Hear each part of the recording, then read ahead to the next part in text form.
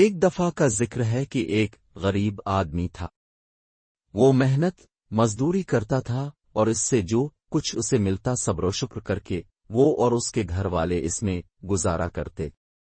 غریب آدمی کی خواہش تھی کہ وہ اپنے چھوٹے ننھے منھے بچوں کو پڑھائے، مگر اس کے پاس اتنے پیسے نہ تھے کہ وہ تعلیم کا خرچہ اٹھا سکتا۔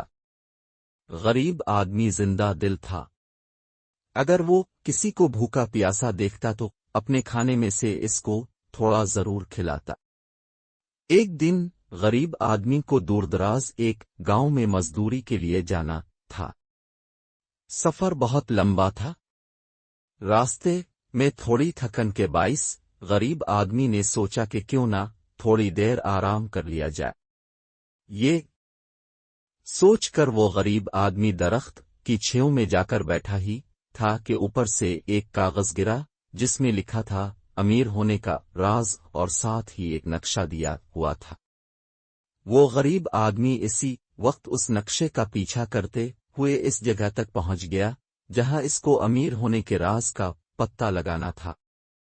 کچھ ہی منٹ بعد امیر آدمی کو ایک پیاری سی پری دکھائی دی۔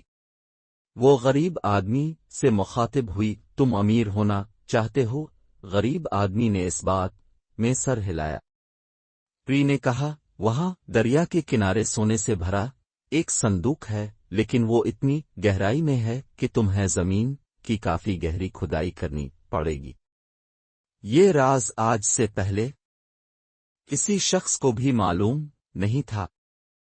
اگر تم اس صندوق کو حاصل کرنے میں کامیاب ہو گئے تو تم ایک امیر کبیر آدمی بن جاؤ گے۔ یہ کہتے ہی پری غائب ہو گئی۔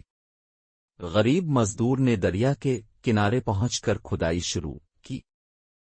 کافی دن کی سخت محنت کے بعد اس کو سونے سے بھرا ایک صندوق ملا۔ یہ دیکھ کر غریب آدمی حیران بھی ہوا اور خوش بھی۔ کھدائی کافی گہری تھی لیکن غریب آدمی بھی مستقل مزاجی سے کھدائی میں لگا رہا اور ہار نہ مانی، اور ایک دن وہ سونے سے بھرا صندوق کو حاصل کرنے میں کامیاب ہو ہی گیا۔ غریب آدمی نے اس سے نہ صرف اپنے بچوں کو پڑھایا لکھایا بلکہ اس سے دوسروں کی بھی مدد کرتا تھا۔ پیارے بچوں، بانٹنے سے ہمیشہ رزق بڑھتا ہے، لہذا ہمیں اپنے اندر بانٹنے کی عادت ڈالنی چاہیے۔